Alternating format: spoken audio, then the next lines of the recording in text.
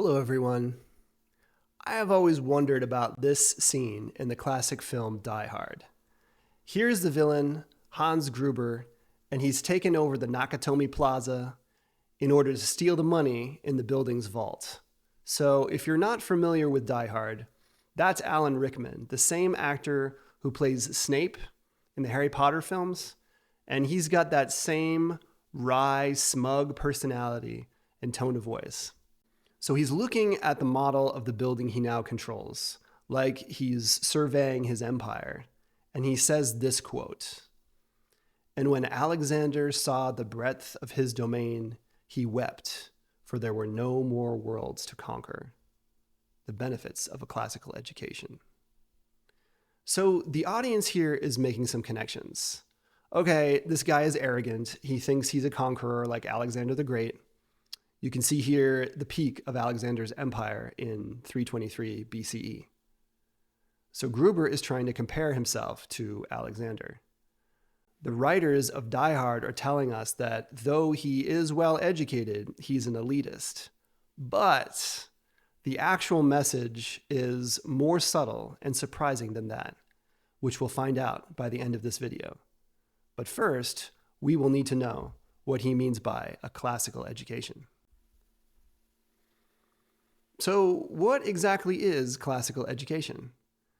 It was the prevalent curriculum of education before modern student-centered reforms in the early 20th century.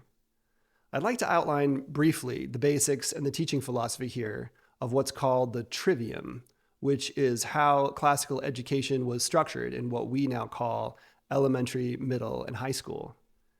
Education began with grammar.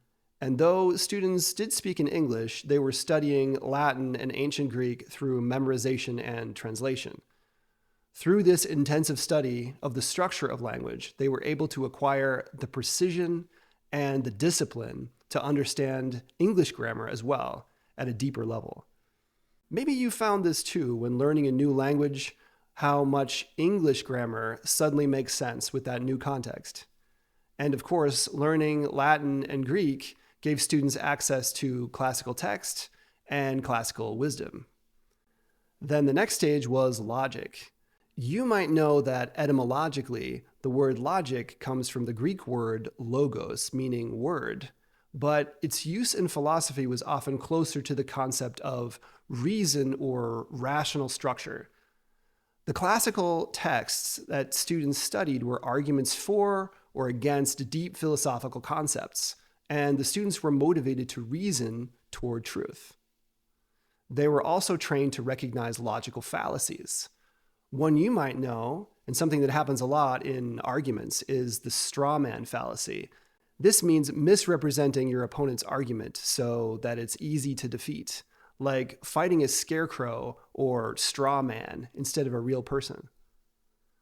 With a strong foundation in grammar, the structure of language, and after studying the classic logic of the greats of history, students were ready to advance to rhetoric. At this point, they would be expected to persuade, both in writing and in oratory. The idea was to unite the wisdom and eloquence of the past, along with the practiced skill of the student of classical education, to shape the civic virtue of the present. You might ask, were all students expected to have this mastery of grammar, logic, and rhetoric rooted in the study of Latin and ancient Greek?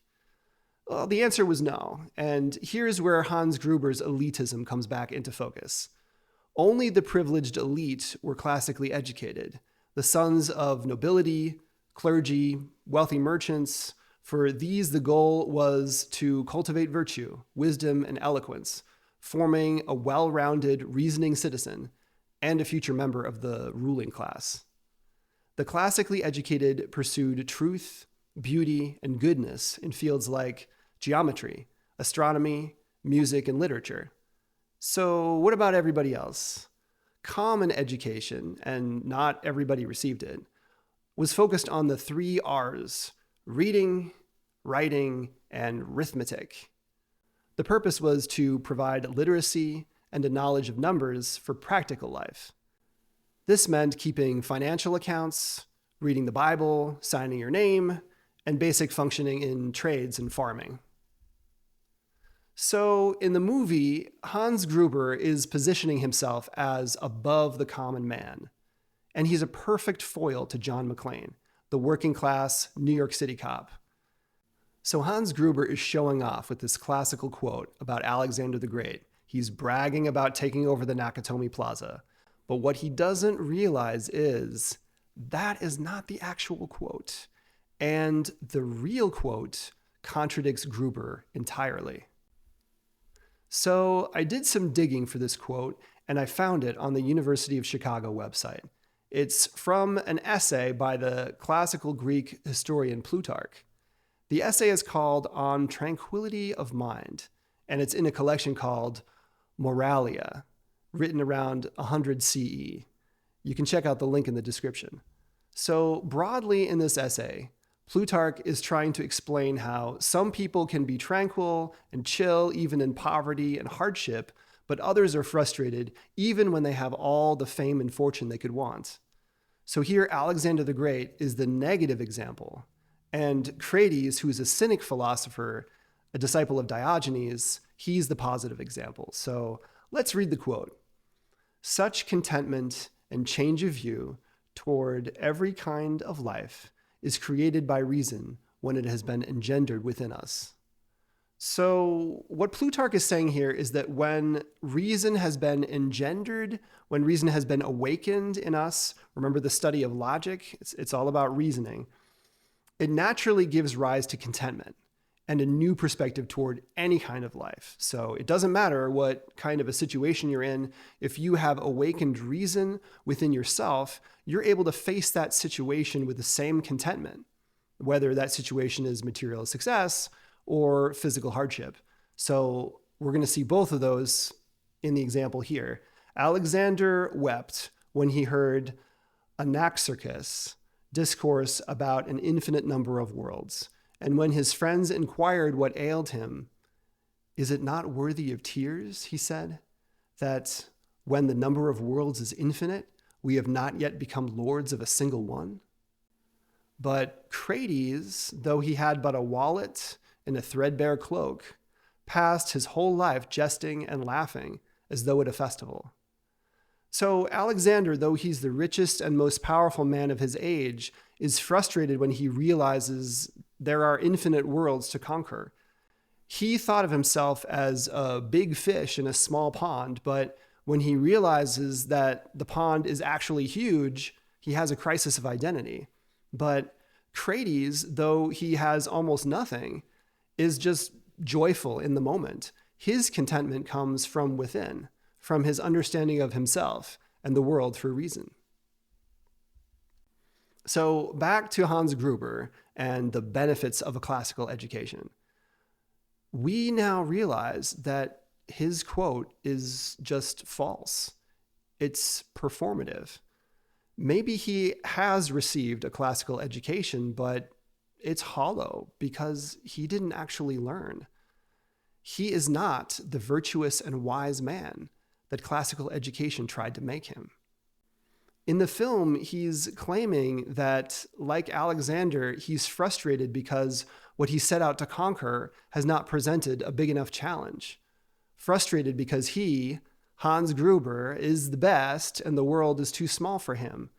But the real quote by Plutarch is trying to show that though Alexander has unmatched power, unmatched fortune, he despairs because there are infinite worlds.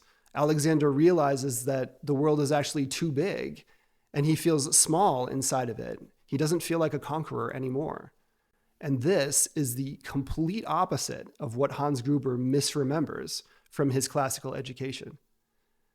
In the real quote, Alexander is less at peace than the penniless philosopher Crates because it is only Crates who has the proper mindset through the pursuit of reason to reach tranquility and real success. So ultimately here, the audience is rewarded with the knowledge that even Gruber's supposedly cultured intellect, which at first, with the aid of Alan Rickman's iconic acting, is really convincing, is actually just posturing. And then By the end of the movie, Hans Gruber loses everything to John McClane, the working class hero who, although he did not receive a classical education, nevertheless embodies the virtue and courage that classical education teaches.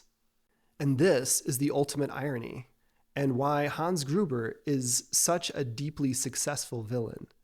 Not successful in the sense that he wins at the end of the film, but a successful villain for the audience to watch, especially when we're able to unpack his hubris by understanding a little bit more about classical education. Okay, well, guys, I hope that you enjoyed going real deep into this one scene from Die Hard. If you like this kind of video, please click that thumbs up or maybe subscribe. I love philosophy, history, film, TV. So if you have any other suggestions for scenes like this with a historical or philosophical reference that you'd like me to dig into, let me know. See you next time.